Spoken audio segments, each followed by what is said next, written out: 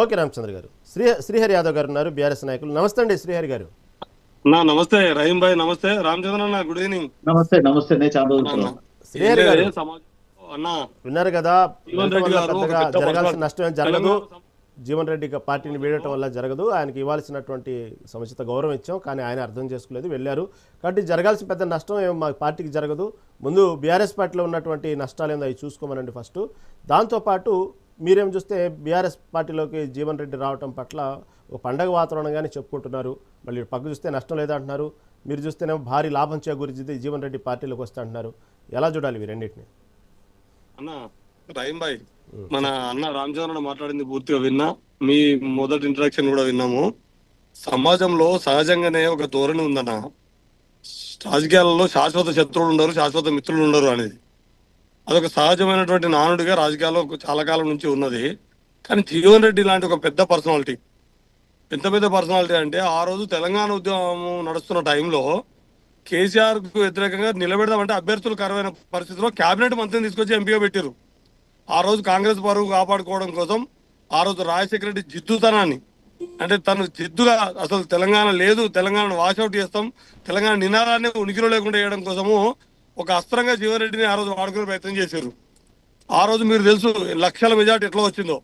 తర్వాత రెండవసారి ఆ తెలంగాణ ఉద్యమంలోని దాంతో కొంత తక్కువ మెజార్టీ తోటి పోయిన మాట కూడా మీకు తెలిసిందే. ఇక్కడ చర్చ అంతా ఎక్కడ అంటే, తను మీ దగ్గర ఉన్న రోజు తను తెలుగుదేశంలో మంత్రిగా పనిచేసి వచ్చిండు అనే విషయం మీకు మర్చిపోయారు.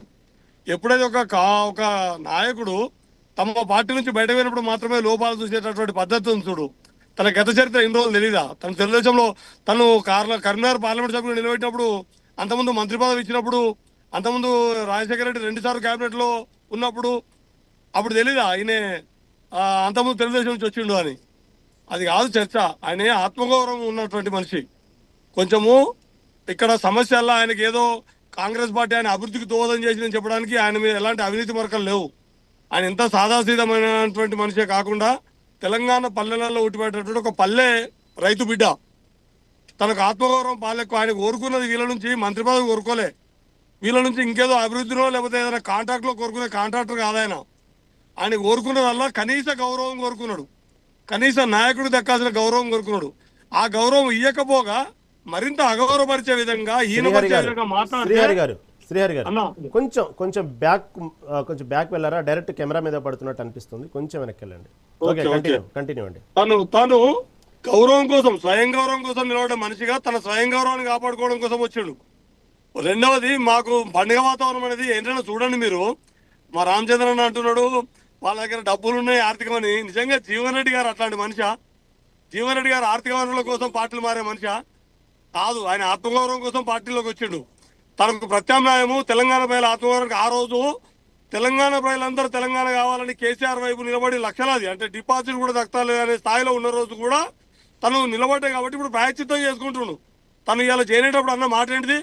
నేను తెలంగాణ ప్రజల కోసం సేవ చేయడం కోసం ఇన్నేళ్ళు దూరంగా ఉన్నా, ఇప్పుడు నాకు ఆ దేవుడే అవకాశం కల్పించిండు తిరిగి మీతో కలిసి పనిచేయడానికి అని చెప్పిండు. ఎవరైనా ఆయన ఆర్థిక విధానాలతోటో తనను లాభ నష్టాలతోనో తను డబ్బుల కోసం చేరినట్టు చూడడం అంటే ఇక మనల్ని మనం కూడా అవమానించుకోవడం అవుతుంది. అది అట్లాంటి మనిషి కాదు జీవన్ రెడ్డి గారు. రెండవది, అధికార పార్టీలలోకి వలసలు పోవడం అనేది అతి సాధారణమైన విషయం. ఈ ఆయారాం గయారాం సంస్కృతులు ఎప్పుడు ఉంటాయంటే ఎన్నికలు అప్పుడు ఉంటాయి. సీట్లు రాకపోతేనో సీట్లకు సంబంధించినటువంటి పంపకాలలో ఉంటాయి, లేదా పదవుల పంపకాలలో అప్పుడు ఉంటాయి. కానీ అధికార పార్టీ వైపు వస్తారు కానీ ప్రజలు ఎక్కడైనా ప్రతిపక్షం వైపు పోతున్నారంటే మీరు అర్థం చేసుకోవాల్సింది ఏంటంటే అక్కడ కనీసం ఎవరికీ గౌరవం లేదు. రేవంత్ రెడ్డి అండ్ కో 2 కులాలు 2 కుటుంబాలు, 2 కులాలు 2 కుటుంబాల ఆధిపత్యమే నడుస్తుంది. ఒక జీవన్ రెడ్డి ఆత్మగౌరవం గల మనిషి కాబట్టి బయటపడ్డాడు. ఇంకా బయటపడిన అనేక మంది నేతలు అసలు నేను దర్వాలు తెరుతా అన్నాడు. ఓ రోజు మొత్తం నేను గేట్లు తెరిస్తే అసలు ఖాళీ అవుతుంది అన్నాడు. ఓ రోజు ఏదో స్టేట్మెంట్ ఇచ్చాడు. ఈ రోజు గేట్ ఇంకా పెద్ద పరిణామాలు జరగబోతున్నాయి. తన దగ్గర ఉన్నటువంటి వాళ్ళలో చాలా మంది తీవ్ర అసంతృప్తితోటి, కనీస ఆత్మగౌరవం లేక ఒక రకంగా జీవోత్సవాలుగా పడి ఉన్నారు.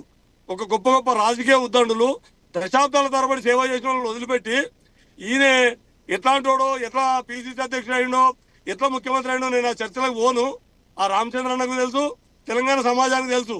రేవంత్ రెడ్డి కాంగ్రెస్ పార్టీలో చేరిన తీరు నుంచి మొదలుకుంటే తెలుగుదేశం నుంచి చంద్రబాబు ఎట్లా ఈయనను ప్రమోట్ చేసుకున్నాడు.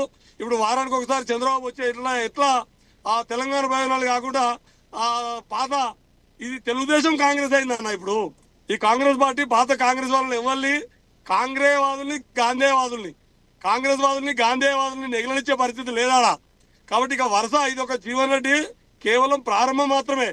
పెద్ద మొత్తంలో గాంధేయవాదులు కాంగ్రెస్ వాదులు అసలు స్థితైనటువంటి కాంగ్రెస్ వాదులు తెలంగాణ వాదులు ఇప్పుడు ఆయన చంద్రబాబుతో మమేకమై చేస్తున్నటువంటి పనుల విషయంలో కానీ తను ఒక ఇద్దరు ముగ్గురు కనుసనుల్లో మాత్రమే నడుస్తున్నటువంటి కేబినెట్ విషయంలో కానీ ఈ మిగతా అన్ని విషయాల్లో ఉన్న అసంతృప్తికి ఒక ధైర్యం సరిపోతుంది వాళ్ళకి. ఇవాళ జీవన్ రెడ్డి రావడం అనేది అనేక మందికి నూతన దారులు వేస్తుంది. తెలంగాణ సమాజంలో పూర్వవైభవం కాదు, కనీ విని ఎరగని రీతిలో తెలంగాణ సమాజంలో వ్యతిరేకత ఉంది అధికార పార్టీ మీద. ఆ వ్యతిరేకత రానున్న ఎన్నికల దాకా ఎప్పుడైనా మార్పులు చేపులు ఎప్పుడు జరుగుతాయన్నా ఎన్నికల ముందు జరుగుతారు.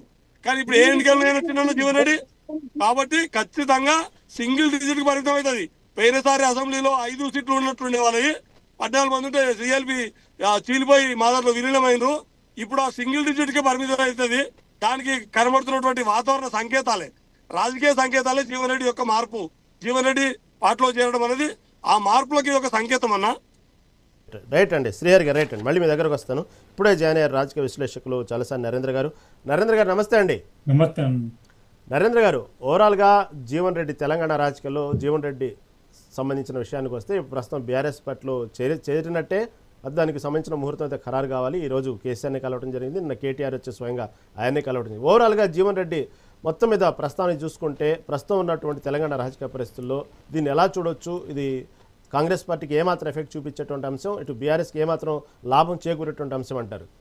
ఇది ఇవాళ ఉన్న రాజకీయ పరిస్థితుల్లో కాంగ్రెస్లో ఎమ్మెల్యేకైనా కొనసాగలేక ఆయన బయటకు వచ్చినప్పుడు ఆయనకి బీఆర్ఎస్ ఒక రాజకీయ వేదిక కనిపించింది.